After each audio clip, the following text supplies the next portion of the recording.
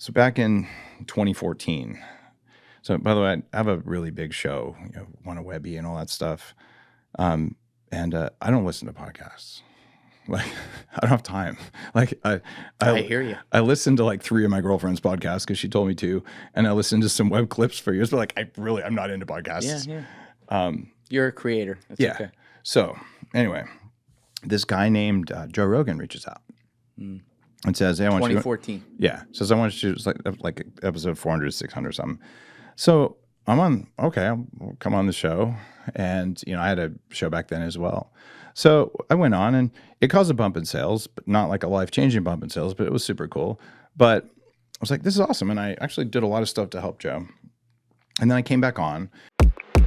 So how do you think is the best way for us to go about that would be?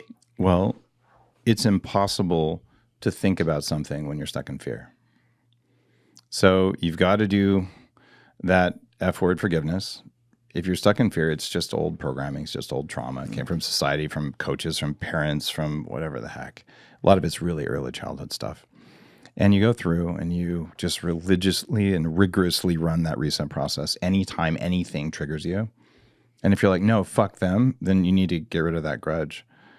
It's Do you do this regularly for yourself too? if you can find something that triggers me, yeah. I've spent 6 months of my life with electrodes on my head going through this stuff in order to be able to do what I do in the world, because I was kind of an asshole when I was younger. I didn't recognize I was pretty much always in a state of sympathetic activation. So I was Before you started to biohack yourself? Oh, yeah. Or even Yeah. after? before probably the first 5 years. I had some work to do, but I went through some heavy duty stuff at the start of Bulletproof. I read about a lot of this and heavily meditated. One of the things that was the hardest for me was there's 2 things that most people choke on. So we have all this. Everyone has childhood stuff, but it's injustice and betrayal, and entrepreneurs get just caught. It ruins people. And injustice is when you did the right thing and got punished for it. Like it just leaves you empty to do that. And then betrayal is when you trust someone close to you and then they intentionally harm you. Yeah. They're slightly different, but they leave a mark, like a spiritual injury that you got to heal if you can. So one of the things that got me was injustice. I had no idea what was going on with this, but I'll walk you through it because it's, I think, useful for people listening. So back in 2014, so by the way, I have a really big show, one a Webby and all that stuff. And I don't listen to podcasts. Like, I don't have time. Like, I hear you. I listened to like 3 of my girlfriend's podcasts because she told me to, and I listened to some web clips for years. But like, I'm not into podcasts. Yeah. You're a creator. That's okay. So anyway, this guy named Joe Rogan reaches out and says, "Hey, I want 2014. Yeah, says I want you to like episode 400, 600 something." So I'm on. Okay, I'll come on the show, and I had a show back then as well. So I went on, and it caused a bump in sales, but not like a life-changing bump in sales, but it was super cool. But I was like, this is awesome, and I actually did a lot of stuff to help Joe. And then I came back on, and his buddy, who is kind of a part of all that, we'll say, had this idea that he was going to take the name Bulletproof and create his own company with it. And this is all documented. It's in the book. And at the same time, Joe's investing in a company that's copying my roadmap. So the day that company launches their MCT oil, he goes on his show and says, Dave Asprey is a liar and a con artist. And I've done nothing but speak the truth and be helpful to Joe and his audience. Now, the person I am today would be like, that sucks. Who cares, right? He's like, I'm going to keep doing what I do. At the time, it like rocked my world.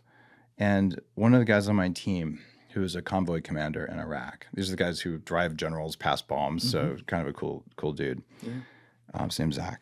And he's like, Dave, I don't know why you're acting like this. You got to go see a therapist or something. I actually plugged myself in, did the 40 years of Zen thing.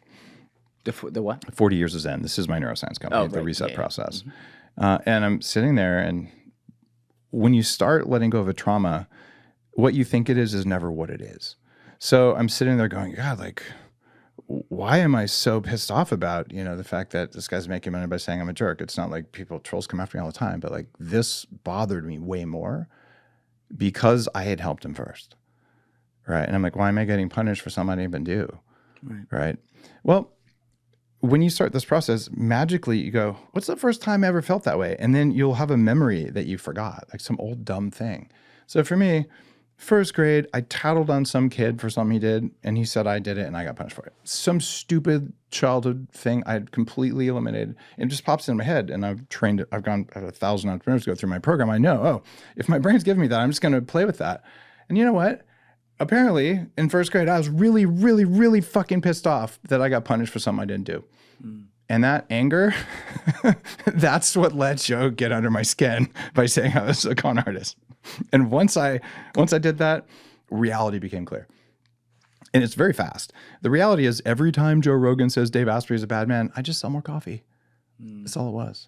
He figured it out after about a year or two and stopped saying anything. And then he deleted the episodes when he went to Spotify. And I don't care, right? I'm talking about it because this idea that I spent like 9 months in really suffering, like what's going on? What do I do? I hire a crisis PR and all this. That was all just me in my own head.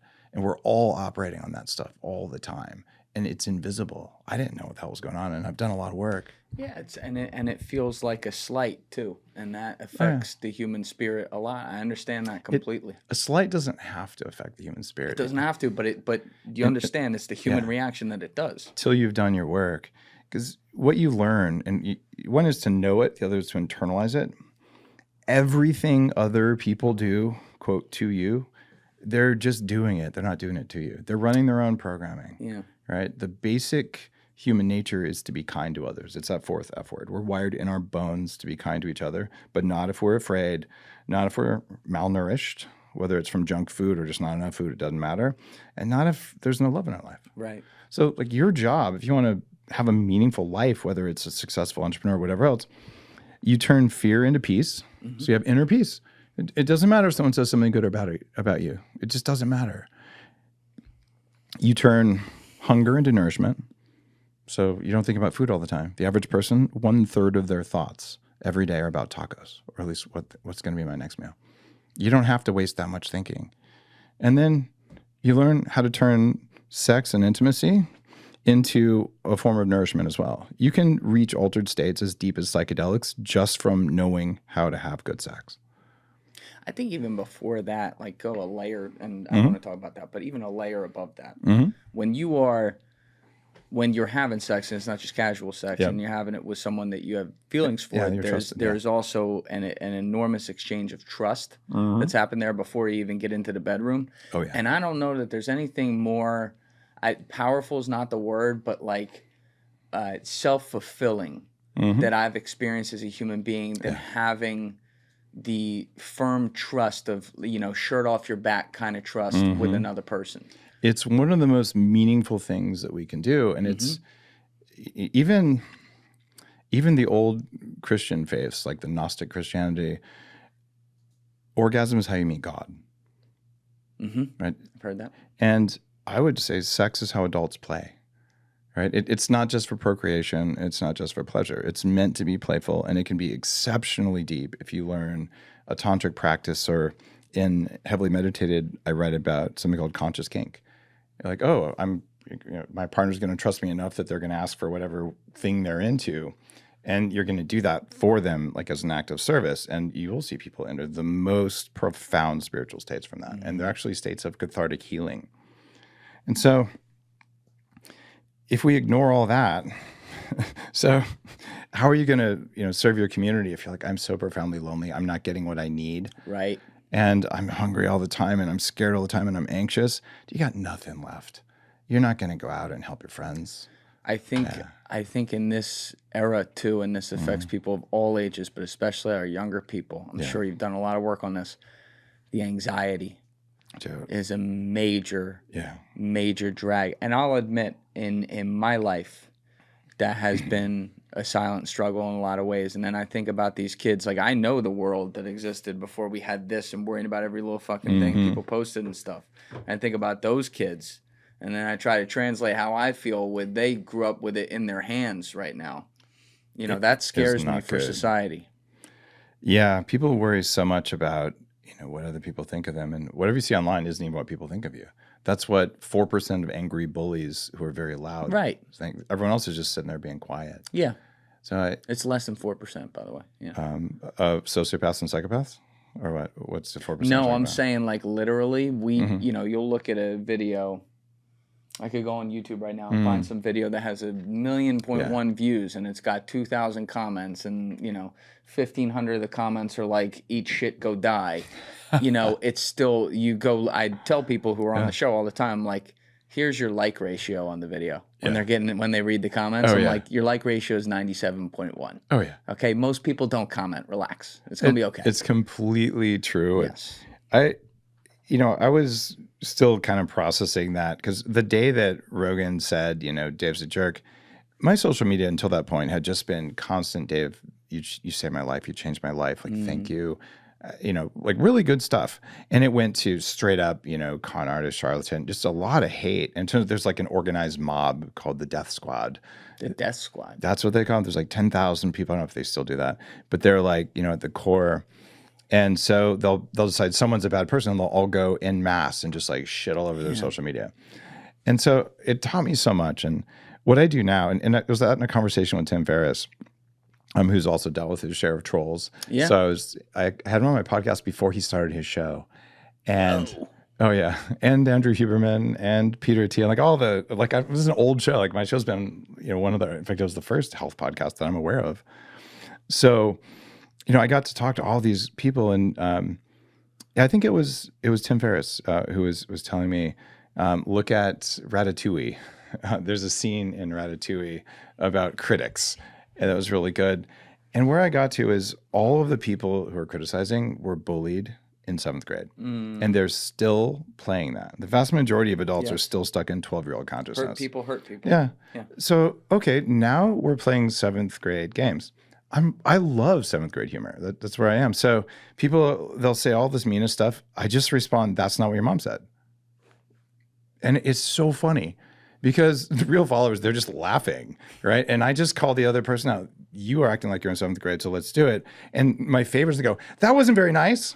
And I go, hey, hold on, I thought we were playing. Like, it's your turn. Like, here, I'll do it again. I'm rubber and you're glue. Because, like, we're doing the childish thing because you didn't ask me anything about my content. You just said I was an asshole. So you could just play with them. Like, these are literally 7th graders acting out of bullying. There's nothing else in there. Thank you guys for checking out this clip. If you haven't already subscribed, please subscribe and hit the like button on this video. It is a huge, huge help. And if you'd like to check out this clip's full podcast episode, that link is in the description below or right here. And finally, you can follow me on Instagram and X by using the links in my description below.